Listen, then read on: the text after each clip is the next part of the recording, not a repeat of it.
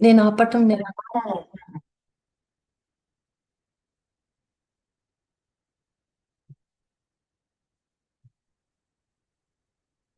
నమస్తే. నా ముందుగా నా కుడివైపు ఉన్న గురువులు, పరమ గురువులు, పరమేష్టి గురువులందరికీ నా హృదయపూర్వక ధన్యవాదాలు. వాళ్ళకి పూర్తిగా నా ఆత్మ ప్రణామాలు, నా ఆత్మ సమర్పణ. అలాగే నా ఎడమ వైపు ఉన్న సర్వేశ్వరి మాతకి కూడా పూర్తిగా నా ఆత్మ సమర్పణ చేసుకుంటున్నాను. ఈ ఆత్మ ఎప్పుడూ కూడా పరమాత్మలో కలుస్తూనే ఉంటుంది. కానీ ఆ ఎరుకనిస్తున్న ఆ విఘ్నేశ్వరుడికి ఈ అటువంటి దివ్య అనుభూతినిస్తున్న ఆ గురువులకి నేను పూర్తిగా ఆత్మ ప్రణామాలు సమర్పించుకుంటున్నాను. ముందుగా పత్రిజీ గారికి నా ఆత్మ ప్రణామాలు. అలాగే ఈ అవకాశం ఇచ్చిన వంశీ కిరణ్ మాస్టర్ గారికి నేను పూర్తిగా ఆత్మ ప్రణామాలు చేసుకుంటున్నాను.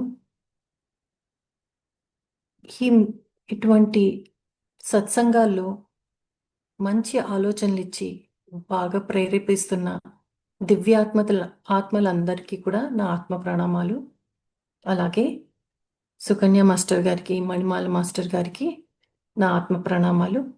ఇక్కడ వచ్చిన ప్రతి ఒక్కళ్ళకి జ్ఞానము మరింత పెరగాలని, ప్రేమ మరింత ఉన్నతంగా ఉండాలని కోరుకుంటూ వాళ్ళందరికీ కూడా నా ఆత్మ ప్రణామాలు. నా వాయిస్ వినిపిస్తుంది కదా మాస్టర్? ఓకే. ఓకే.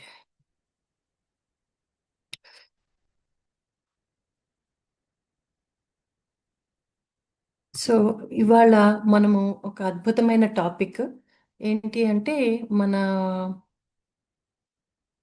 ఈ ఆ, మన గురువు అయిన ఆ, దత్తాత్రేయ స్వామి యొక్క గురువుల గురించి అంతకు ముందర అసలు ఎలా మొదలైంది వాటి యొక్క బ్యాక్గ్రౌండ్ గురించి కూడా తెలుసుకుందాం. ఒకసారి శ్రీకృష్ణుడు తన అడ్వైజర్ అంటే సలహాదారుడు తన ఫ్రెండ్ అయిన ఉద్ధవుడిని బృందావన్‌కి వెళ్ళమని అంటారన్నమాట. అంటే ఉద్ధవుడు చాలా తెలివైన ఆయన అన్నమాట. ఎందుకు అంటే ఆయన శ్రీకృష్ణుడికే అడ్వైజర్ సలహాదారులు అన్నమాట. అటువంటి సలహాదారుని మీరు వెళ్ళమని అడుగుతారు. అయితే ఉద్ధవుడికి ఆశ్చర్యంగా అనిపిస్తుందన్నమాట. అదేంటి స్వామి, నేను జ్ఞానము చాలా గొప్పదని చెప్పావు. అటువంటి జ్ఞానాన్ని భగవద్గీత రూపంలో ఇచ్చావు ఆ శ్రీకృష్ణుడికి. ఆ జ్ఞానాన్నే నేను కూడా హ్మ్, పాటిస్తున్నాను కదా! దాన్నే కూడా నేను సంపాదించడానికి నా జీవితం అంతా పెట్టాను కదా! అనంటే ఆయనంటారు, "జ్ఞానం కంటే ప్రేమ గొప్పది. అందుకని కూడా నువ్వు బృందావనానికి వెళ్ళు. బృందావనంలో గోపికలుంటారు. చక్కగా వాళ్ళు అసలు ప్రేమంటే ఏంటి? అసలు భక్తి అంటే ఏంటి? అనేది వాళ్ళు చెప్తారు. వాళ్ళ దగ్గర నుంచి నీకు తెలుస్తుంది.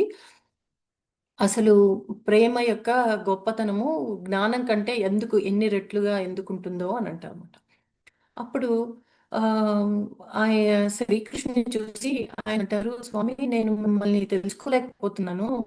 అలా అంటే ఇలాగ మీరు ఒకప్పుడేమో జ్ఞానాన్ని చూపిచ్చారు. ఒకప్పుడేమో లీలలు చేస్తూ ఆహ్, ఆహ్, బృందావనంలో ఉన్నారని అంటున్నారు. అసలు ఏది పట్టుకోవాలి? అసలు అనంటే అప్పుడు నిన్ను నువ్వు తెలుసుకోవాలి అని చెప్తారన్నమాట. నిన్ను నువ్వు తెలుసుకోవాలి అంటే, నిన్ను నువ్వెలా తెలుసుకోవాలి అని అడిగిన ప్రశ్నకి అంటే ఎందుకు ఇలాంటి ప్రశ్నలు వేస్తున్నారంటే, అసలు ప్రశ్ననే గనక లేకపోతే సరైన సమాధానం రాదు. అసలు మనం గురువు దగ్గర గూడా ఏమనంటారంటే, సరైన ప్రశ్నలు వేస్తేనే మనకి సరైన సమాధానం వస్తుంది అని గూడా అంటారన్నమాట. నాకు మామూలుగా దీన్ని చూస్తూ ఉంటే ఎప్పుడు గుర్తుకొస్తూ ఉంటుందన్నమాట. మనం ఎప్పుడైనా ఆహ్, మనకి చాలా డబ్బులు రావాలి అని దండం పెట్టుకుంటాం. కానీ ఎలా రావాలి అన్న మనం మామూలుగా ఏదో వెళ్ళి స్వామి మాకు డబ్బులు రావాలి అని దండం పెట్టుకుంటాం గానీ, దానికి ముందర ముందర దానికి వచ్చే మార్గం ఏదో చూపించు అని అడగాలి కదా. అంటే మనం ఏం మనం ఇలా ఎక్స్పెక్ట్ చేయట్లేదు కదా. మనం ఒక డబ్బులు రావాలంటే పొద్దున్నే ఒక పెద్ద మూటలు వచ్చి మన దగ్గర మన ఇళ్లలో మన వాడిపోతాయి అని కానీ, అలా కదలేదు లాటరీ టికెట్ తగులుతుందనో అని అలా కాదు కదా. మనకి దానికి వెళ్ళే మార్గం రావాలి అంటే సరైన ప్రశ్న అడగాలి. అంటే సరైన ప్రశ్న అంటే, స్వామి నాకు ఇంత డబ్బులు రావాలనుకుంటున్నాను, ఆర్ ఈ డిజైర్ కావాలనుకుంటున్నాను, దానికి తగిన మార్గం ఏంటి, దానికి మొదటి స్టెప్ ఏంటి అని అడిగితే ఆ ఒక్కొక్క స్టెప్ చెప్తుంటారు మన గురువులు. అది ఎప్పుడు మన గురువు యొక్క ఒక ఆ ఎప్పుడు సమాధానం గైడ్ చేస్తూనే ఉంటారు. మనము మనకి తెలియకుండా చివరి ప్రశ్న అడుగుతున్నాం తప్పితే చివరి దానికి ఏం కావాలో అని అడుగుతున్నాం కానీ మొదటి నుంచి అసలు ఫస్ట్ స్టెప్ బై స్టెప్ ఏం కావాలి అని అడుగుతూ ఉంటే అప్పుడు చెప్తారనమాట గురువులు. అదే విధాన్ని దాన్నే ఇక్కడ ఉద్ధవుడు అడిగారనమాట. అసలు ఏంటి స్వామి అంతే ఆయన అంత జ్ఞానమూర్తి అయినప్పటికీ కూడా ఆ జ్ఞానమే కాకుండా ఇంకేమైంది అని అడుగుతున్నాడు అనమాట. అందుకు అసలు నేను బృందావనానికి ఎందుకు వెళ్ళాలి అని అడిగితే బృందావనంలో అసలు ఆ గోపికలు ఎవరు అని అడుగుతూ ఉంటే ఆయన చెప్పిన సమాధానం ఏంటంటే గురువు అయిన శ్రీకృష్ణుడు ఏం చెప్తున్నారంటే ఆ ఒకసారి చిన్నప్పుడుట అంటే కృష్ణుడికి 3 ఏళ్ళు 3.5 ఏళ్ళు ఉన్న టైంలో తన బృందావనంలో తన స్నేహితులతో ఆడుకుంటూ ఉంటే ఒకసారి ఇంద్రుడు వచ్చాట. ఇంద్రుడు వస్తే ఆయన అన్నట, పదండి మీరు ఐరావతాన్ని ఆ ఇంద్రుడిని దిగిపోమని చెప్పి ఈ పిల్లలందరినీ తీసుకొని స్వర్గానికి తీసుకొని వెళ్ళి ప్రతి ఒక్క ఆ లోకాన్ని చూపిస్తున్నారట. కృష్ణుడు స్వర్గంలో ఉన్న భోగాలన్నీ చూపించారట. ఆ పిల్లలందరూ సంతోషంగా అక్కడ ఉన్న భోగాలతోటి ఆనందంతో మంచి మంచి బట్టలు వేసుకొని మొహానికి చక్కటి లేపనాలు రాసుకొని ఆ ఆనందంతో గెంతులేసుకుంటూ ఆడుకుంటూ వెళ్తున్నారట. బ్రహ్మదేవుడి దగ్గరికి వెళ్ళి బ్రహ్మదేవుడిని అడుగుతున్నారట, మాకు మంచి పిల్లనుంటే అలాంటి పిల్ల, నాకు ఇలాంటి పిల్ల కావాలి, అలాంటి దాన్ని క్రియేట్ చేయండి, ఇలా కావాలని చెప్పి ఆయన అడిగి ఆయన చేత ఆయన గురించి తెలుసుకుంటున్నారట. అలాగే శివుడి దగ్గరికి వెళ్ళారట. అంటే ఎన్నో రకాల విషయాలన్నీ తెలుసుకొని ఎంతో ఎంజాయ్ చేస్తున్నారట. ఏం కావాలంటే అది వాళ్ళు తింటున్నారట. అంత ఆనందంతో ఉంటున్నారట. అయితే అయిపోయిన తర్వాత కొంతసేపు అయిన తర్వాత వాళ్ళని అడిగారట, మీరు ఇంత ఎంజాయ్ బాగుంది కదా, ఇక్కడ చాలా బాగుంది కదా అంటే వాళ్ళందరూ అన్నట్టు చాలా బాగుంది కృష్ణ అంటే, సరే అయితే మీరు ఇక్కడ ఉండండి, మీకు ఎంత కావాలంటే ఎన్ని రోజులు కావాలంటే అన్ని రోజులు ఉండండి అంటే వాళ్ళు అంటారట, లేదు లేదు మనము బృందావనానికి వెళ్ళిపోదాము, ఎందుకంటే అక్కడ నంద యశోదలు ఉంటారు, గోవులు ఉంటారు, నువ్వు ఉంటావు, ఇక్కడ నువ్వు కనిపించట్లేదు, వీళ్ళందరూ ఉన్నారు, వీళ్ళందరూ చాలా ప్రేమగా చూసుకుంటున్నారు, మేము ఏం అడిగితే అది ఇస్తున్నారు, కానీ వీటన్నిటికంటే మించింది మాకు ఇవేవి అక్కర్లేదు, నీ ప్రేమ ఒక్కటి కావాలి అని అడిగారట. సో అటువంటి ప్రేమ ఉంటుంది బృందావనానికి వెళ్ళు అని చెప్తారట. అంటే అంటే మరి మరి బృందావనానికి వెళ్ళు అని చెప్పడమే కాకుండా ఆ తన యొక్క శిష్యుడైన ఇంద్రుడికి అలాగే ఉద్ధవుడికి ఏం చెప్తున్నారంటే, ఒక 6 వీళ్ళని చూస్తే నీకు ఏం తెలుస్తుందంటే 6 సింపుల్ విషయాలు తెలుస్తాయి. మొదటిది ఏంటంటే, ఈ ప్రపంచం అనేది మారుతూనే ఉంటుంది. ఈ ఈ ఎప్పుడు మారుతూనే ఉంటుంది, కాన్స్టెంట్గా మారుతుంటుంది. మన చుట్టూ ఉన్న మనుషులు మారుతూ ఉంటారు, వస్తువులు మారుతూ ఉంటాయి, సిచ్యువేషన్స్ మారుతూ ఉంటాయి, సర్కమ్స్టాన్సెస్ మారుతుంటాయి, అన్ని రకాలుగా మారుతూనే ఉంటాయి. కానీ వేటికి మనం అటాచ్ అవ్వకూడదు. వేటికైనా అటాచ్ అవ్వకుండా ఉండడమే ఉండాల్సిన విషయం. అంటే వీటికి అటాచ్ కాకుండా దేనికి ఫర్ ఎవర్ ఎప్పుడు ఉండేదానికి, పర్మనెంట్గా ఉండేదానికి అటాచ్ అవ్వాలి. అంటే ఇక్కడ బృందావనంలో వాళ్ళు పర్మనెంట్గా దేనికి అటాచ్ అయ్యారు, కృష్ణుడికి అటాచ్ అయ్యారు. కానీ వాళ్ళకి అప్పటి వరకు పాపం సరైన ఫుడ్ సరిగా లేకపోయినప్పటికీ, అంతటి ఐశ్వర్యం లేనప్పటికీ కూడా అటువంటి ఐశ్వర్యాన్ని అనుభవించి కూడా వాళ్ళు ఆ ఐశ్వర్యాన్ని వద్దని కృష్ణుడి ప్రేమే కావాలి అని అంటే వాళ్ళు శాశ్వతమైన దాన్ని పట్టుకున్నారు అని ఇక్కడ చెప్తున్నారు అనమాట. అది ఏ జ్ఞానం కంటే దేనికంటే కూడా అతి ముఖ్యమైంది అని చెప్తున్నారు. రెండోది ప్రేమ ఉండాలి. దేని మీద ప్రేమ ఉండాలి, ఉత్త భగవంతుడి మీదే ప్రేమ ఉండాలా? అంటే భగవంతుడు అనేది ఒక ఆ, ఒక వస్తువా, ఒక మనిషియా, ఒక ఒక అది ఎక్కడో ఆకాశంలో ఉన్నారా అంటే అలా అని చెప్పట్లేదన్నమాట. ఇక్కడ ప్రతిదాని గురించి వర్రీగా ఉంటూ ఉంటే అప్పుడు మనకి ఆ కైండ్గా ఉండటం అంటే ఆ, ఒక జాలి, దయ, క్షమ వాటినన్నిటిని మర్చిపోతాం అన్నమాట. ఎప్పుడు చూసినా భయంతో అప్పుడు భగవంతుడిని మర్చిపోతాం. సో అందుకని కూడా వాటి బదులు మనము ఆ వర్రీకి బదులు మనం ఒక ప్రేమని, కైండ్నెస్ని ఉంటే గనక దానివల్ల మనకి ప్రేమ పెరుగుతుంది. అంటే ఒక సెల్ఫ్లెస్నెస్ని అడాప్ట్ చేసుకోవడం వల్ల, అంటే సెల్ఫ్లెస్నెస్ అంటే ఇక్కడ ఒకటి చెప్తాను. ఎప్పుడైనా మనకి జ్ఞానం కావాలనుకోండి, ఒక డిజైర్ కావాలనుకోండి, దానికి ఆ డిజైర్ ఫుల్ఫిల్ చేయడానికి మనము ధర్మ మార్గం పట్టుకుంటాం. సో దానికి ధర్మ మార్గం పెట్టుకుంటే మనం దాన్ని ఎలా ఎలా పొందాలో మనకు ఒక జ్ఞాన రూపంలో ఒక జ్ఞాన మార్గం ఉంటుంది. ఫర్ ఎగ్జాంపుల్ ఈ రోజున ఒక మంచి పట్టు చీర కట్టుకోవాలనుకున్నాను అనుకోండి. సో దానికి కావాల్సిన ఇలాంటి ఎలాంటి పట్టు చీర కావాలి, దానికి కావాల్సిన డబ్బులు ఎంత సమకూరాలి, అవన్నిటికీ ఆలోచిస్తాం. అంటే ఆ డిజైర్ కావాలని ఒక జ్ఞానం ఉండాలి. అదే కనుక ప్రేమ ఉందనుకోండి, దానికి అటువంటిది ఎటువంటి ఆమ్, ఆ, ఎటువంటి ఆ, జ్ఞానం అవసరం లేదు. అది ఇంకా పరిపూర్ణను. నాకు అది పట్టు చీర ఉండని ఉండకపోని కృష్ణుడు ఎలా ఉండని, వారికి కృష్ణుడు అంటే అంత ప్రేమ అన్నమాట. ఆ సెల్ఫ్లెస్నెస్ ప్రేమకి, ఆ భగవంతుడి మీద ప్రేమని మనం అడాప్ట్ చేసుకోవాలి. అప్పుడు మనకి ఆటోమేటిక్గా మన మనసుల్లోని జాలి, కరుణ, దయ అనేది ఆటోమేటిక్గా వస్తుంది. ఎవరికైనా సహాయం చేసేటప్పుడు కూడా దాని మీద ఏం ఎక్స్పెక్టేషన్స్ ఉండవు అనమాట. దానివల్ల అంటే నేను వీళ్ళకి ఇన్ఫర్మేషన్ ఇస్తే ఏమొస్తుంది అన్న ఆలోచన అసలు ఏమీ ఉండదు. ఇంకా నిస్వార్థమైన ప్రేమ అని అంటారు కదా, అది ఉంటుంది. అది అది భగవంతుడి మీదే కాకుండా మన చుట్టుపక్కల వాళ్ళందరి మీద కూడా ఉంటుంది. అందుకనే వృందావనంలో ఒకళ్ళతో ఒకళ్ళు హెల్ప్ఫుల్గా ఉంటారు, ఒకళ్ళకంటే ఒకళ్ళు హెల్ప్ఫుల్గా ఉంటారని కూడా చెప్తున్నారు అనమాట. మూడవది, మన మైండ్ని కంట్రోల్ చేసుకోమని అడుగుతున్నారు అనమాట. అంటే మన మైండ్ని కంట్రోల్ చేసుకోవడం అంటే ఎక్కువ ఆలోచిస్తూ ఉంటుంది, ఎక్కువ వర్రీ అవుతూ ఉంటుంది, అంతేకాకుండా కంపేర్ చేస్తూ ఉంటుంది. ఇందాక మనం ధ్యానంలో తెలుసుకున్నాం కదా, మనం మహావతార్ బాబాజీ గారు చెప్పారు కంపేర్ చేసుకోవద్దు. కంపేర్ చేసుకోవద్దు అంటే ఏమవుతుందంటే, కంపేర్ చేసుకుంటే ఏమవుతుంది, అయ్యో నాకు ఎప్పుడు ఇది లేదే, ఇంకా నాకంటే వాళ్ళు చాలా బాగా పడుతున్నారే, నాకంటే వాళ్ళు చాలా బాగా మాట్లాడుతున్నారే, నాకంటే వాళ్ళు చాలా బాగా చెప్తున్నారే, ప్రతిదీ ఇంకా కంపారిజనే అవుతూ ఉంటుంది అన్నమాట. ఇంకా కంపారిజన్కి అంతుండదు. సో దానివల్ల ఏమవుతుంది, ఆలోచనలన్నీ పెరిగిపోతూ ఉంటాయి. ఎక్కువ ఆలోచనలు పెరిగిపోతే ఏమవుతుంది, మన mind, sub conscious mind, conscious మైండ్కి డిస్పారిటీ ఉంటుంది, ఒక ఒక బ్యాలెన్స్ తప్పుతుంది అనమాట. అంటే కోరికలు పెరిగిపోతూ ఉంటాయి, దాన్ని తీర్చుకునే మార్గం దొరకకపోతే ఏమవుతుంది, దిగులు వస్తుంది అనమాట. అదే ఒక్క కోరిక ఉందనుకోండి, దాన్ని తీర్చుకునే మార్గం వెతుక్కుంటే అది కలిసిపోయి కొంచెం అన్న బ్యాలెన్స్డ్గా ఉంటుంది. కానీ అప్పుడు జ్ఞాన మార్గాన్ని మనకి బాగుంటుంది.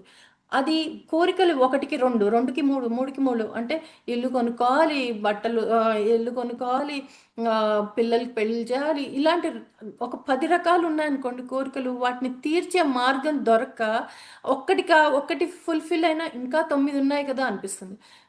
ఒక పోనీ 5 ఫుల్ఫిల్ అయినా కూడా ఇంకా 5 ఉన్నాయి కదా అనిపిస్తుంది. ఒక్కొక్కసారి 9 ఫుల్ఫిల్ అయినా కూడా ఇంకా ఒక డిజైర్ మిగిలిపోయింది కదా, అది ఇంకా అవ్వలేదు కదా అనిపిస్తుంది. అంటే ఆ మైండ్ అలా ట్రిక్ చేస్తుంది అనమాట. సో అందుకని కూడా మైండ్ని కామ్గా ఉండాలి. అటువంటి కామ్నెస్ ఎవరికి ఉంది అంటే అది బృందావనంలో పిల్లలకి అని చెప్తున్నారు అనమాట. ఎప్పుడు చూసినా సంతోషం, ఎప్పుడు చూసినా ఆటలే. దానికి ఆ ఇంకొక మార్గం మనం చేసేది కూడా దానికి బాగా తోడ్పడుతుంది. మనం మెడిటేషన్, మనం చేసే బ్రీతింగ్ అంతా కూడా మనకి మైండ్ కామ్నెస్ గురించే మనకి చేస్తుంది. సో అది కూడా మనకి మంచి మార్గమేనే. ఇంకోటి, ప్రతి ప్రతి ప్రతి దాంట్లోనూ మనం ఏదో ఒకటి నేర్చుకోమని అంటారు అనమాట. ఇక్కడే మనకి దత్తాత్రేయుల వారి దగ్గర చరిత్ర కూడా వస్తుంది. మన అది ఇంకా నెక్స్ట్ సబ్సిక్వెంట్ లో మళ్ళీ మాట్లాడదాము. సో అంటే ఆయన ఏం చెప్తున్నారంటే ప్రతి చోట నుంచి, ప్రతి దాంట్లోంచి కూడా నేర్చుకోమని అడుగుతున్నారు అనమాట. అంటే మన చుట్టూ ఉన్న నేచర్, మనం చూసే ప్రతిదీ కూడా మనము మనం చేసే ప్రతి దాంట్లో కూడా మనం నేర్చుకోవాలని ఉంటుంది. అంటే చెట్లలో నుంచి నేర్చుకోవచ్చు, యానిమల్స్ నుంచి నేర్చుకోవచ్చు, భూమి నుంచి, ఆకాశం నుంచి, రకరకాల వాటి నుంచి నేర్చుకోవచ్చు, చిన్న చిన్న ఈవెంట్స్ నుంచి నేర్చుకోవచ్చు. అంటే మనం కనుక మనం అటెన్షన్ పే చేస్తే కనుక మనం నేర్చుకునేందుకు, నేర్పేందుకు ప్రతిదీ మనకి కనిపిస్తూనే ఉంటుంది. ఓకే. ఆ ఆ దాంతోటి మనకి ఇక్కడ జ్ఞాన వైరాగ్యాలు రెండు కూడా సిద్ధిస్తాయి అని చెప్తున్నాం అనమాట. ఇవన్నీ కూడా, వీటన్నిటిని కూడా సిద్ధించుకున్నారు వాళ్ళల్లో, వృందావనంలో వాళ్ళు కూడా ఉన్నారని చెప్తారు అనమాట. అంతేకాకుండా ఎప్పుడు చూసినా బిజీ బిజీగా కాకుండా ఫిఫ్త్ వన్ అనమాట ఇది. లోపల నుంచి ఫ్రీగా ఉండాలి అని అంటారు. అంటే ఫ్రీగా, బీ ఫ్రీ ఇన్సైడ్. ఇక్కడ నుంచి, ఇన్సైడ్ నుంచి అంటే లైఫ్ బిజీగా కనిపిస్తూ ఉంటుంది, ఒక్కొక్కసారి డిఫికల్ట్ గా కనిపిస్తూ ఉంటుంది, ఒక్కొక్కసారి ఆ మనకి ప్రాబ్లమ్స్ ఎలా సాల్వ్ చేయాలో తెలియదు. ఓకే. అప్పుడు మనకి బయట నుంచి ఎన్నో రకాల ప్రాబ్లమ్స్ కనిపిస్తూ ఉంటాయి అన్నమాట. సో అవన్నీ కూడా ఏం జరుగుతుంది, వాటిని మనలో ఉన్న ఇన్నర్ పీస్ ని తీసేస్తుంది అనమాట. మనలో ఉన్న ఇన్నర్ పీస్ ని ఎప్పుడైతే తీసేస్తుందో, మనకి రావాల్సిన ఆ పీస్ పోయి మనకి బెంబేలెత్తిపోతాము. అందుకని కూడా ఆ ఆ మన లోపలికి అటువంటివి ఏవి తీసుకోగలదు. అంటే బయట జరుగుతున్నాయి కరెక్టే. అంటే సరైన సరైన మార్గం, అంటే ఉద్యోగం కావాలనుకున్న వాళ్ళకి ఉద్యోగం దొరకపో ఉండొచ్చు, కానీ లోపల దాన్ని, ఆ వర్రీని లోపల తీసుకోవద్దు. దా అది లోపల తీసుకోకుండా ఉండాలి అని అంటే ఏం చేయాలి, దీనిపైన ఉన్న కంట్రోల్ ద మైండ్ అన్న దాని మీద పెట్టుకోవాలన్నమాట. సో ఇవన్నీ ఒకటికొకటి ఎలా చేయాలో కూడా చెప్తారు. ఇంకా ముందర శ్రీకృష్ణుడు వాళ్ళు చెప్పుంటారు అనమాట. సో నెక్స్ట్ లాస్ట్ ఇది చెప్పింది ఏంటంటే, ప్రతి దానిని ఇంకా వదిలేసేసి, ప్రతిదాన్ని పట్టుకొని కూర్చోకుండా ప్రతి దాని మీద కూడా నమ్మకం ఉంచుకోమంటున్నారు. భగవంతుడి మీద నమ్మకం ఉంచుకోమని అంటున్నారు. అనంటే ఇక్కడ ఇప్పుడు మనం ఆలోచిస్తే కనుక మనకి కూడా, ఇప్పుడు అర్జునుడు కాళ్ళ దగ్గర కూర్చోదానికి దుర్యోధనుడు తల దగ్గర కూర్చోదానికి కారణం ఏంటి? అర్జునుడికి కృష్ణుడు ఏ మార్గం తీసుకున్నా ఓకే. ఎందుకంటే ఆయనకి నమ్మకం, కృష్ణుడు ఏం చేసినా తనకి కరెక్టే చేస్తాడు అని నమ్మకం అనమాట. ఆయనకి ఆ స్ట్రెస్ లేదు. అదే దుర్యోధనుడికి అమ్మో తన రాజ్యాన్ని అర్జునుడికి ఇచ్చేస్తాడేమో, పాండవులకి ఇచ్చేస్తాడేమో, అటువంటిది జరగకుండా చూసుకోవాలి, అటువంటిది నేను ఆపాలి అన్న ఆ ఆలోచనతోటి, తన ఆలోచనే కరెక్ట్గా ఇంప్లిమెంట్ అవ్వాలి. దేవుడి యొక్క ఆలోచన అంటే కృష్ణుడి యొక్క ఆలోచన కాకుండా తన ఆలోచనని ఇంప్లిమెంట్ అవ్వాలి. అంటే తన ఆలోచన ఏంటి, పాండవులకి రాజ్యం రాకుండా రావాలి, అటువంటిది ఆలోచన అనమాట. అదే ఒక విధంగా ఆలోచిస్తే పాండవులు కూడా అటువంటి ఆలోచన ఏంటి, వాళ్ళ వాళ్ళ ఆ రాజ్యం, వాళ్ళకి రావాల్సిన రాజ్యం వాళ్ళకి రావాలి అని వాళ్ళకు కూడా అదే ఆలోచన. కానీ వీళ్ళ దాంట్లోని వాళ్ళ దాంట్లోని ఆలోచన ఏంటంటే, పాండవులకి కృష్ణుడి మీద నమ్మకం, అంటే భగవంతుడి మీద నమ్మకం. ఏం చేసినా నాకు నాకు రాజ్యం వచ్చినా రాకపోయినా వస్తుందన్న నమ్మకం, కృష్ణుడు నాకు మంచి చేస్తాడన్న నమ్మకం. ఈయనకి ఒక భయం. సో ఇక్కడ నమ్మకానికి భయానికి జరుగుతున్న యుద్ధం అన్నమాట అక్కడ. సో ఇది ఎక్కడో అర్జునుడి దగ్గర, దుర్యోధను దగ్గరే జరిగిందని అనుకోవద్దు. ఎందుకంటే మన జీవితాల్లో కూడా చాలా మట్టుకు కూడా ఆలోచించి చూడండి. నాకు ఇలా జరుగుతూనే కావాలి, నాకు ఈ ఉద్యోగమే రావాలి, ఇక్కడ ఇలాంటి ఉద్యోగంలో ఇంత సంపాదన కావాలి, ఇలాంటి అక్కడేమో ఇలాంటి పెద్ద ఇల్లు కొనుక్కోవాలి, ఈ ఇంట్లో ఏమో నేను ఇలా ఉండాలి, నా పిల్లలు ఇలా ఉండాలి, అంటే ఒక రకమైన ఒక రిజిడ్ రిజిడ్గా, వితౌట్ ఎనీ ఫ్లెక్సిబిలిటీ లేకుండా, ఒక రకమైన ఒక డిక్టేషన్ టైప్లో, నేను చెప్తున్నాను ఇది జరగాలి, ఇంతకు అటు ఇటు కొంచెం కూడా మారకూడదు, కొంచెం మారిపోయినా కూడా వాళ్ళు బెంబేలు ఎత్తిపోవడము, స్ట్రెస్ అయిపోవటము, ఇవన్నీ జరుగుతుంటాయి. సో ఇవన్నీ కూడా ఆయన చెప్తున్నవి అనమాట. అంటే ఏమంటున్నారంటే, అసలు సింపుల్గా చెప్పాలి అని అంటే, ఒక చిన్న పిల్లలకి చెప్పాలి అక్కడ. తను ఉద్ధవుడికి చెప్పేది దీన్నే ఉద్ధవ గీతం అని కూడా అని చెప్తారన్నమాట. ఏం చెప్తున్నారంటే, ఒక కైండ్గా ఉండు, కామ్గా ఉండు, దీన్ని గట్టిగా పట్టుకోవాలని చూడకు. ప్రతిదీ కూడా, ప్రతి దాంట్లోనూ కూడా నేర్చుకోవడానికి ప్రయత్నించు. అంతేకాకుండా జీవితాన్ని మీద నమ్మకాన్ని ఉంచుకోమని కూడా చెప్తున్నారన్నమాట. అంటే ఇంకో విధంగా చెప్పాలి అని అంటే, ఎక్కడైనా ఏదైనా వస్తువు కానీ, ఏదైనా విషయాలు కానీ మనవి ఎస్పెషలీ పోయినా కూడా దానికి అప్సెట్ అవ్వకుండా, అంటే ఆ పోయిన నష్టము కరెక్టే, నేను దానికి కరెక్ట్ కాదు, అది దాన్ని తిరిగి ఎలా సంపాదించుకోవాలో అని చెప్పట్లేదు. ఇక్కడ స్వామి ఏం చెప్తున్నారంటే, దానిని నీ లోపలికి తెచ్చుకోవద్దు, ఆ అప్సెట్ని నీ లోపలికి తెచ్చుకోవద్దు అని కూడా చెప్తున్నారు అనమాట. అలాగే చాలా సంతోషంగాను ఉండమని అడుగుతున్నారు. ఎప్పుడైనా కోపం కనుక వస్తే కనుక దాన్ని మైండ్ని కంట్రోల్ చేయమని కూడా అంటున్నారు అనమాట. అన్నిటికంటే ముఖ్యమైనది ప్రేమ అనేది అన్నిటికంటే ముఖ్యమైనదని కూడా చెప్తారు. అంటే అప్పుడు ఉద్ధవుడు అడుగుతున్నారు అనమాట, స్వామి అలా అయితే దీన్ని ఎవరైనా పాటించారా, ఇలాంటివి ఎవరైనా చేశారా, దీనికి ఏదైనా మనకి దీనికి తెలిసింది ఏదైనా ఉందా అని అంటే, అప్పుడు ఆ, శ్రీకృష్ణుల వారు శ్రీమద్ భాగవతంలో అంతర్గతంగా ఉద్ధవ్ గీత చెప్తూ, ఉద్ధవ్ గీతలో తన యొక్క దత్తాత్రేయుల వారి చరిత్ర చెప్తున్నారు అనమాట. దత్తాత్రేయుల వారు చరిత్ర మనం నిజంగా అంటే మనం చూడాలి, చదవాలి అని అనుకుంటే క్యాంటో 11 చాప్టర్ 7 వర్స్ 33 to 35లో ఉంటుందన్నమాట. ఈ ఈ మొత్తం అంతా కూడా దత్తాత్రేయుల వారి గురించి అనంటే, ఇక్కడ మనం అప్పుడు ఇక్కడ దానికి అప్పుడు దానికి సమాధానంగా, అంటే ఇప్పుడు మంచి ప్రశ్న ఇస్తారు కదా, దానికి సమాధానంగా చెప్తున్నారు అనమాట. అప్పుడు ఆయన అంటారనమాట, యదు మహారాజు గారు, ఒక ఒక యదు మహారాజు అనే ఆయన ఉన్నారు. ఆయన ఒక ఎడారిలో వెళ్తుండగా వెళ్తూ ఉంటే ఆయనకి చాలా ఎండగా అనిపించింది. ఆయన పాదాలన్నీ కాలిపోతూ ఉంటే ఆయన చాలా ఆ ఎండకి ఆ బాధకి తట్టుకోలేక, ఇదేంటి ఇంత ఎండగా ఉంది, ఇంత బాధగా ఉంది, ఇక్కడ ఎక్కడైనా ప్లేస్ ఉందా అని చెప్పి వెతకడానికి వెళ్తూ ఉంటారు అనమాట. ఆయన అసలు ఎందుకు ఎడారిలోకి వెళ్ళారు అని అంటే, ఆయన ఎందుకు వెళ్ళారు అంటే, ఆయన అసలు ఆత్మజ్ఞానం అంటే ఏంటి అని తెలుసుకుందాం అని చెప్పి ఆయన వెళ్తూ ఉంటే మార్గంలో తప్పిపోయి ఈ ఎడారిలోకి వచ్చారనమాట. అలా ఎడారిలోకి వస్తూ ఉంటే ఆయన ఎడారిలో ఒక చిన్న బాబు ఆనందంతో ఆ ఇసుకలో ఆడుకుంటూ కనిపించారట. ఎంతో సంతోషం వేసి, ఇదేంటి ఇంత ఎండలో, ఇంత అసలు ఈ బాధ, ఈ ఎండకి దాహంతో ఉంది, నా కాళ్ళు కాలిపోతున్నాయి, ఇదేంటి ఈ పిల్లవాడు ఇంత ఇంత సంతోషంగా ఉన్నాడేంటి అని చెప్పి ఆ పిల్లవాడి దగ్గరికి వెళ్ళేసరికి ఆయనకి చల్లగా చల్లగా అనిపించిందట. ఆయన దాహము అన్ని తీరిపోయినాయట. అప్పుడు ఆయన అనుకున్నారట, ఈయనెవరు చాలా గొప్ప, చూడడానికి చిన్న బాలుడిలా కనిపిస్తున్నాడు, ఈయనెవరో గొప్ప వారు అని చెప్పి ఆయనకి నమస్కరిస్తే ఆయన చెప్తారట, ఆయననే నా పేరే దత్తాత్రేయుల వారు అని చెప్తారనమాట.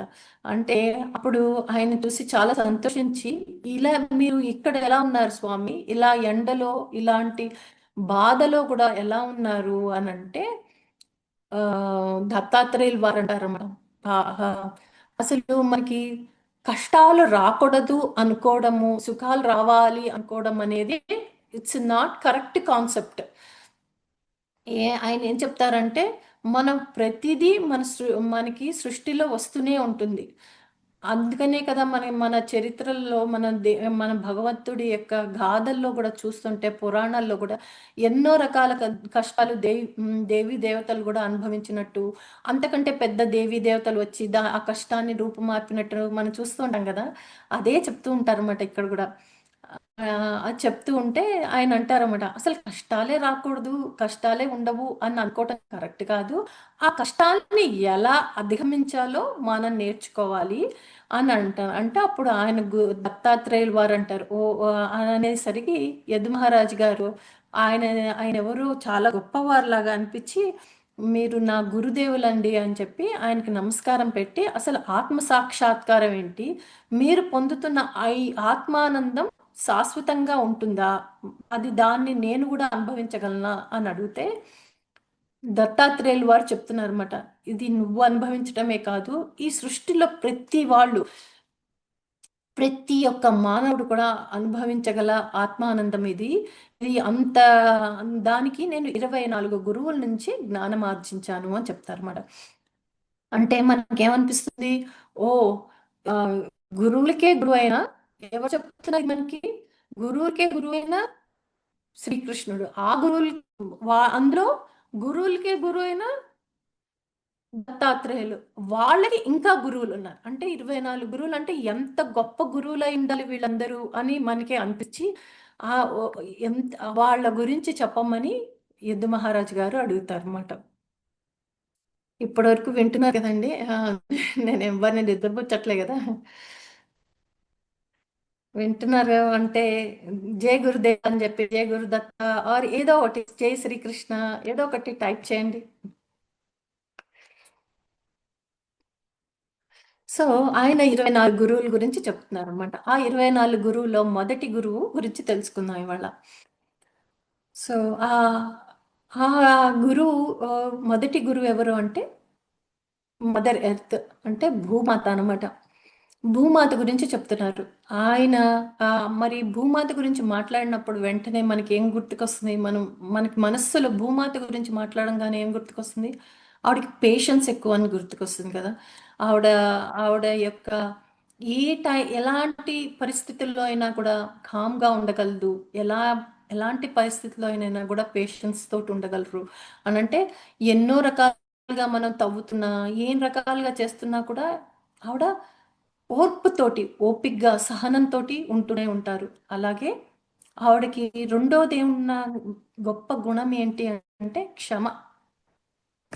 ఎవరినైనా సరే ఎట్టి పరిస్థితుల్లోనైనా ఆవిడ ఫర్గివ్ చేయగలదు. అంటే ఇక్కడ మనము ఫర్గివ్నెస్ అనేసరికి మనం ఏమనిపిస్తుంది? మనం ఎదుటి వాళ్ళని ఫర్గివ్ చేస్తున్నాము, వాళ్ళని క్షమిస్తున్నాము, వాళ్ళు తప్పు చేశారు, వాళ్ళకి క్షమిస్తున్నాం. ఇంత మటుకే అనిపిస్తుంది. కానీ ఇక్కడ అది చెప్పట్లేదు అనమాట. ఏం చెప్తున్నారంటే, దేన్ని క్షమిస్తున్నారంటే నన్ను నేనే క్షమించుకుంటున్నాను. ఎవరిని క్షమించుకుంటున్నాను? నన్ను నేనే క్షమించుకుంటున్నాను. ఎలా క్షమించుకుంటున్నాను? మన ఎలా క్షమించుకుంటున్నాను అంటే, ఇప్పుడు మనకు సపోజ్ ఒక మ్యాగ్నెట్ ఉంది, ఆమ్, ఒక ఐరన్ ఉంది. అలాగే ఆ, ఇప్పుడు మ్యాగ్నెట్ని మనం ఒక ప్రాబ్లం ఉన్నాం అనుకోండి. ఆ ప్రాబ్లంని ప్రాబ్లమ్ అంటే మ్యాగ్నెట్ దేన్ని తీసుకెళ్ళి అతుక్కుంటుంది? ఒక ఐరన్ అతుక్కుంటుంది. అంటే అంటే ఆ ప్రాబ్లమ్ని అనుభవించే వాడిని వెళ్ళి తీసుకొని వెళ్ళి అతుక్కుంటుంది. అదే కనుక ప్రాబ్లమ్స్ని అనుభవించని వాళ్ళు ఉంటారు అనుకోండి, దాన్ని అతుక్కుంటుందా? అతుక్కోదు. దీనికి ఉదాహరణగా ఏం చెప్తున్నారంటే, ఇప్పుడు సపోజ్ ఎక్కడో ఇప్పుడు మన ఇరాన్లోనూ వార్ జరుగుతుంది.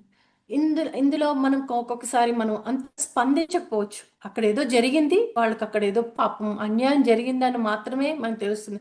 అయ్యో జాలి అనిపిస్తుంది, కానీ అంత స్పందన ఉండకపోవచ్చు, అంత అంత అవ్వకపోవచ్చు. దానికి కారణము మనలో ఉన్న ఒక మంచి క్వాలిటీ అనుకుందాం, లేదా ఒక బంగారం అనుకుందాం. ఆ బంగారాన్ని ఆ ఐరన్ అతుక్కోదు కదా. సో అలాగే అది అతుక్కోవట్లేదు. అలాగే కానీ అదే ప్రాబ్లం ఉందనుకోండి, అదే ప్రాబ్లం ఏదైనా ఒక ఉద్యోగం రాలేదు అంటే దాన్ని అతుక్కుంటుంది. సో దీని విషయం ఏంటంటే, మనమే ప్రాబ్లమ్స్ని అతుక్కుంటున్నాం. ప్రాబ్లమ్స్ని మనం అతుక్కోవట్లేదు. ఎందుకు అతుక్కుంటున్నాయంటే వర్రీ అవుతున్నాం, అది దాన్ని లోపలికి తీసుకుంటున్నాం కాబట్టి. ఇక్కడ ఈవిడ ఆ, ఆ, భూమాత ఏం చేస్తున్నా అంటే క్షమించడం అనేది ఆవిడ లోపల సహజమైన గుణం. అంటే క్షమించడం అనేది దేన్ని క్షమిస్తోంది? అరే నాకు ఆ ఆలోచన వచ్చింది, నేను ఆలోచనిస్తున్నాను, ఇదే నెగిటివ్గా నా వల్ల ఆలోచన వచ్చింది కాబట్టి దాన్ని అట్రాక్ట్ చేసుకోగలిగాను. అంటే నేను నాలో ఏదో కోపమైన భావం నా లోపల ఉంది కాబట్టి, ఒక కోపం ఇచ్చే మనిషి నా ఎదుటికి వచ్చాడు, అతను నాతోటి మాట్లాడుతున్నాడు, అది నేను అనుభవించాలి. అందుకనే వచ్చాడు. నా కోపం అది అతని దగ్గర కాదు, నాకు అటువంటి ఆలోచన వచ్చినందుకు ఆ ఆలోచనకి నేను సారీ చెప్తూ నేను దాన్ని ఫర్గివ్ చేస్తున్నాను. ఇంకెప్పుడు నాకు కోపమైన ఆలోచనలు రానియను అని చెప్పి మనం అనుకోవడం అనమాట. సో అంటే బయట వాళ్ళని కాదు, అది మనసులోనే మనము మనని క్షమించడం అనమాట. అంటే ఇక్కడ ఏం చెప్తున్నారంటే భూమాత, ఈ సృష్టి అంతా నాదే, ఈ భూమి మీద ఉన్న ప్రతి ఒక్కళ్ళు కూడా నా వాళ్ళే. అందరూ నా వాళ్ళే కాబట్టి నేను వాళ్ళని క్షమిస్తున్నాను. వాళ్ళని క్షమించడం కాదు, నన్ను నేను క్షమించుకుంటున్నాను అని చెప్తున్నారు అనమాట. సో అది ఇక్కడ మెయిన్ గా చెప్తున్న విషయం అనమాట. అంతేకాకుండా ఒక టాలరెన్స్ అనమాట. ఆ తల్లి ఏం చూపిస్తున్నారు అక్కడ? టాలరెన్స్. అంటే ఇక్కడ దేనికి టాలరెన్స్ చెప్తున్నారు అంటే ప్రతి దాంట్లోనూ కంప్లైంట్స్ చేయకుండా, అంటే ఓ మనం మనం మట్టుకు మనం చేయగలిగిన మన సాయశక్తిలో మనం చేయగలిగిన మట్టుకే మనది, అంతేగాని ఒక కంప్లైంట్ కాదు. ఇప్పుడు పాండవుల దగ్గర ఏం జరిగింది? వాళ్ళకి అన్యాయం జరిగింది, వాళ్ళు టాలరేట్ చేశారు, అంతేకాని వాళ్ళు కంప్లైంట్ చేయలేదు. ఆ కంప్లైంట్ చేయకపోవడం వల్లనే కదా శ్రీకృష్ణుడు వాళ్ళ దగ్గరికి రాగలిగాడు. అంటే ఇక్కడ మనకి చూసారు మీరు, మన వంశీకరం గారు ఎప్పుడు చెప్తూ ఉంటారు కంప్లైంట్స్ చెప్పొద్దు అని చెప్తుంటారు. దానికి ఉదాహరణగా పత్రిజీ గారు ఎన్నోసార్లు చెప్పారు కంప్లైంట్స్ చేయొద్దు అని. ఇవన్నీ ఈ గుణాలన్నీ ఎక్కడి నుంచి నేర్చుకోవాలి? ఆ భూమాత దగ్గర నుంచి నేర్చుకోవాలి. మనం రోజు నడుస్తూ ఉంటాం కానీ అవన్నీ మర్చిపోతాం. ఇవన్నీ తెలియని విషయాలు కూడా కాదు ఇక్కడ. అందుకనే శ్రీకృష్ణుడు ఏం చెప్తున్నాడు? నీకు ఇవి తెలియని విషయాలు కాదు, నీలో ఉన్న విషయాలే ఇవి అని. వీటిలోకి దానికి సరైన ప్రేమను జోడిస్తే గనక మనకి అవి సహజ సిద్ధంగా ఉంటుందన్నమాట. భూమాత ఎందుకు క్షమిస్తుంది మన్ని? ఎందుకు అంత పేషెన్స్తో ఉంటుంది? ఎందుకు అలా ఉంటుంది అంటే ఆవిడికి సహజ సిద్ధమైన ప్రేమ ఉంది. ఆ ప్రేమని వ్యక్తపరుస్తున్నారు అనమాట. అంటే మనం ఎన్ని రోజులు మనం వెళ్తూ ఉంటున్నాము, మనం రోజు నడుస్తూ ఉంటాము, మనకి ఇవన్నీ విషయాలు తెలుసు, మనం చూస్తూ ఉంటాం, ఎక్కడ చూసినా ఇవన్నీ కలుస్తూనే ఉంటాయి. కానీ చెప్తూనే ఉంటారు, రోజు ఒక ఫార్వర్డెడ్ మెసేజ్ వస్తూనే ఉంటుంది. కానీ ఇవన్నీ ఎందుకు మర్చిపోతున్నాము అంటే లోపల ఉండవలసిన ప్రేమని మిస్ అవుతున్నాం అనమాట. ఆ ప్రేమనే యదు మహారాజ్ గారికి దత్తాత్రేయుల వారు, ఆ దత్తాత్రేయుల వారి చరిత్ర, ఆ ఉద్ధవుడికి శ్రీకృష్ణ పరమాత్ముడు చెప్తున్నారు అనమాట. అంటే ఇంతమంది గురువులు మనకి చెప్తున్నారు. ఆ, ఇవి ఆ అంటే ఈ దేని గురించి ఇవన్నీ మనకి అంటే ఈ గురువుల గురించి, అంటే ఈ గురువులు మనం ఎక్కడో ఎక్కడో వైకుంఠంలోనో కైలాసంలోనే ఉన్నారు, లేకపోతే గుళ్ళలోనే ఉన్నారు అనే కాదు, మన చుట్టుపక్కల చూడగలిగితే అంతటా ఉన్నాను, లేకపోతే నేను ఎక్కడా లేను అని కూడా చెప్తున్నాను అనమాట. ఈ విషయాన్నే దా సాయిబాబా గారు కూడా చెప్తూ ఉంటారు, నేను చూడగలిగితే నేను అంతటా ఉన్నాను, లేకపోతే నేను ఎక్కడా లేను. నువ్వు నా పటాల్లో చూస్తే నువ్వు పటం వరకే, నేను అక్కడే ఆగిపోతాను, లేకపోతే ఇంకా నేను అన్ని చోట్లను ఉంటాను అంటారు. దీనికే మళ్ళీ ఇంకొక చిన్న ఆ, ఉదాహరణ కింద శ్రీకృష్ణుడు వారు చిన్న తాను మ్, ఒక గుళ్ళో పూజారి గారికి ఆ, చిన్న పిల్లాడిలాగా ఉండేవారట. అంటే ఆయనని ఎలా పూజిస్తే అలాగే కదా ఆయన అంకితం అవుతారు, దత్తంగా అవుతారు. సో ఆయనేమో నా చిన్న కొడుకు, నా బుజ్జి కొడుకు అనుకొని చెప్పి ఆ పూజారి గారు ఆ శ్రీకృష్ణుని పూజిస్తూ ఉంటే ఒక రోజున చిన్న కోతి పిల్ల అక్కడ వస్తుందట. అయితే ఆ కోతి పిల్ల వస్తే ఈ కృష్ణుడు ఏడవడం మొదలు పెడతాడట. నువ్వు ఆ కోతిని పంపిస్తావా లేదా? ఆ కోతిని నన్ను అని అంటే, ఆ కోతి నిన్నేం చేసింది అని ఆ పూజారి గారు అడిగితే, లేదు ఇక్కడున్న ప్రసాదాలన్నీ తింటుంది, ఇక్కడ అన్నిటిని పాడు చేస్తుంది, నువ్వు ఆ కోతిని, నాకు ఆ కోతిని చూస్తే భయం వేస్తుంది, నువ్వు ఆ కోతిని పంపించేయని చెప్పి ఏడవడం మొదలు పెడతారు. సరే అని ఆ పూజారి ఆ కోతిని పంపించేసి ఆ, కృష్ణుడికి చేయాల్సిన సేవలన్నీ చేసుకొని 11ంటికి మా ఒక చెట్టు కింద కూర్చొని ఆలోచిస్తుంటాడు. ఈ కృష్ణుడేనా ఆ, నేను సేవిస్తున్నది? ఈ కృష్ణుడేనా ఆ రాముడు అవతారంలో ఈ కోతులందరూ సహాయం చేశారు కదా, ఈ కృష్ణుడేనా నేను పూజిస్తోంది? లేకపోతే నేను భ్రమపడుతున్నానా కృష్ణుడు నా కొడుకులా వచ్చాడని? లేదా లేకపోతే ఇది ఎక్కడో నా ఈ- ఆమ్, తప్పు జరుగుతోందా?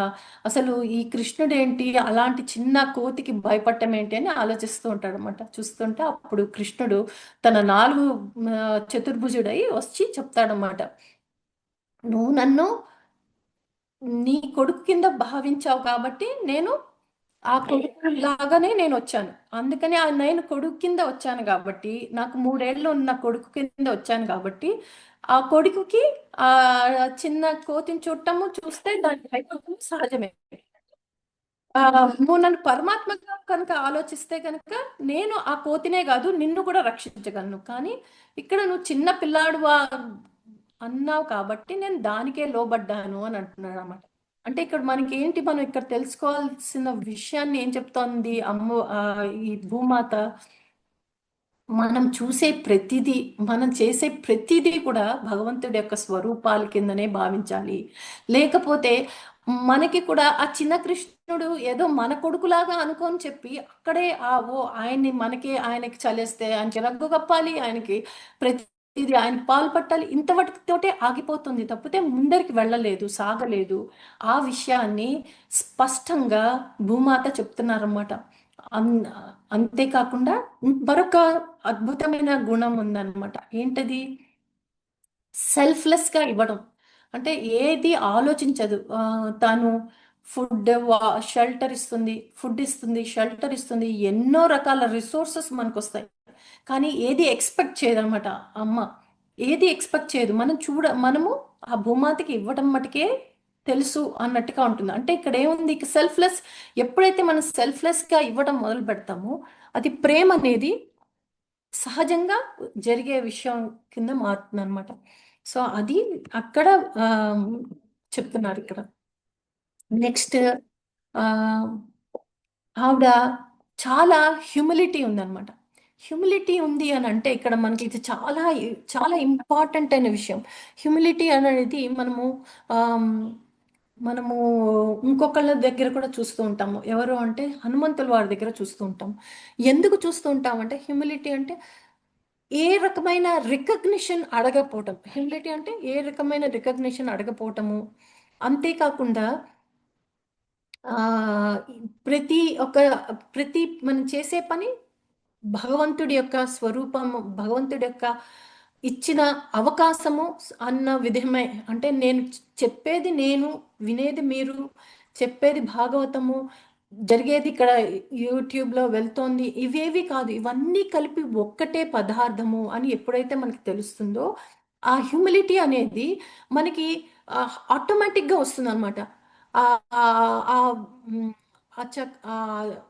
ఎలాగైతే అమ్మ భూమాతకు వచ్చిందో, ఎలాగైతే హనుమంతుల వారికి ఉందో, ఇటువంటి హ్యూమిలిటీని ఆటోమేటిక్గా మనకి వస్తుంది.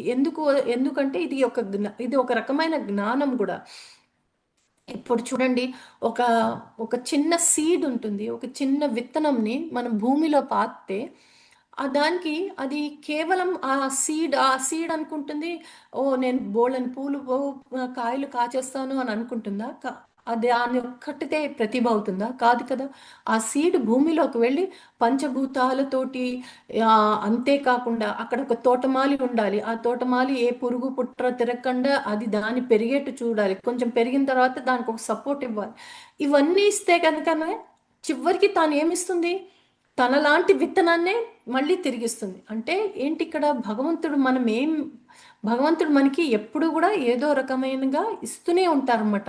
అంటే ఇది మన ప్రతిభ కాదు. We're playing a team game అనమాట. We're not alone. ఇప్పుడు నేను చెప్తున్నాను అని అనుకున్నాను అనుకోండి, నేనే చెప్తున్నాను అంటే అప్పుడు దాంట్లో గొప్ప ఏముంది?